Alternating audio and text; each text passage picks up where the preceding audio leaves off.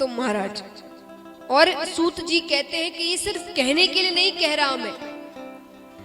सूत जी कहते हैं कि जब शुकदेव जी कथा कर रहे थे तब वे कहते हैं कि जन्म जन्मांतरे भवित पुण्यम, श्रीमद् भागवत कथा ये सुनना इतना आसान नहीं है। जब जन्मों जन्मों के पुण्य एक साथ एकत्रित होते हैं और उदय होते हैं तब जाके इस पुस्तक को मस्तक पर धारण करने का सौभाग्य मिलता है।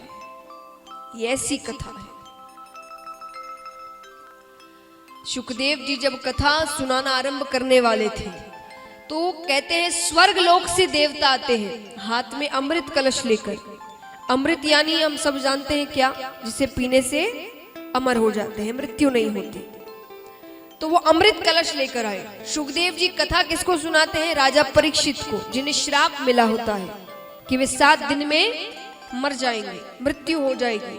तो 7 दिनों में कल्याण करने के लिए शुकदेव जी कथा सुनाते हैं।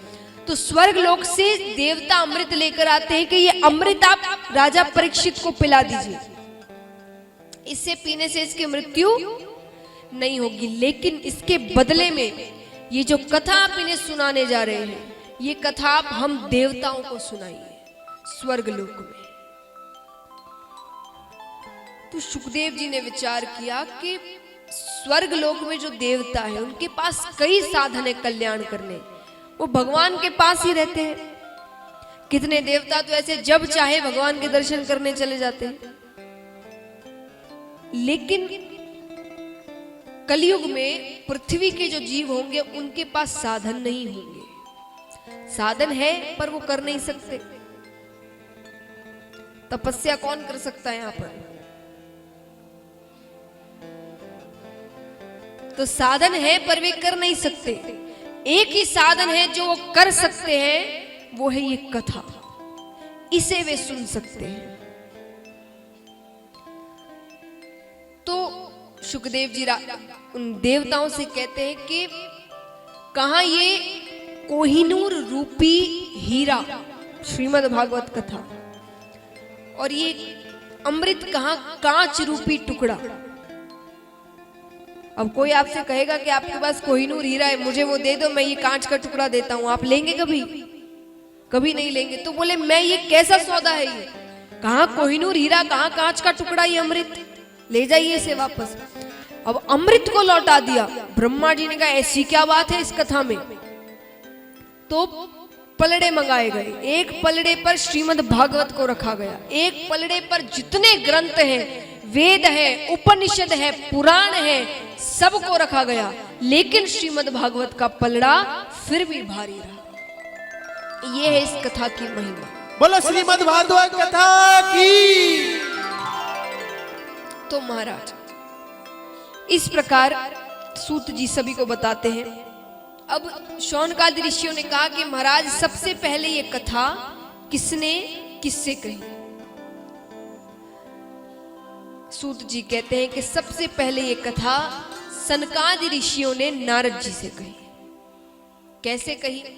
एक बार नारद जी, उन्होंने पृथ्वी की बहुत प्रशंसा सुन रखी थी, क्योंकि पहले तो महाराज पृथ्वी पे बड़े बड़े पुरुष, महापुरुष हुए, राजा हरिश्चंद्र, सती सावित्री, तो इतनी प्रशंसा सुन रखी थी। तो नारद जी पृथ्वी की परिक्रमा करने नीचे आते हैं।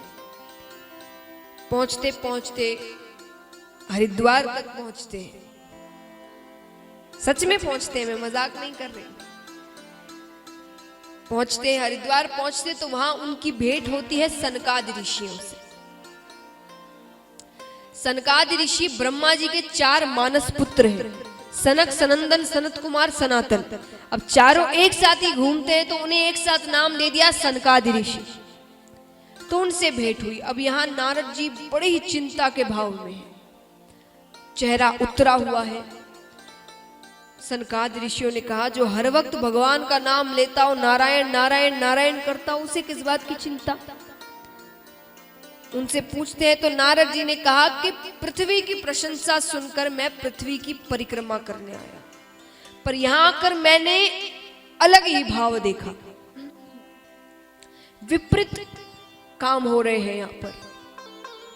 सत्य, धर्म, दया, ये सारी चीजें खत्म होती जा रही है। जीव केवल धन कमाने में लगा हुआ है। परिवार, समाज, प्रेम, मित्रता, ये सारी चीजें खत्म होती जा रही है।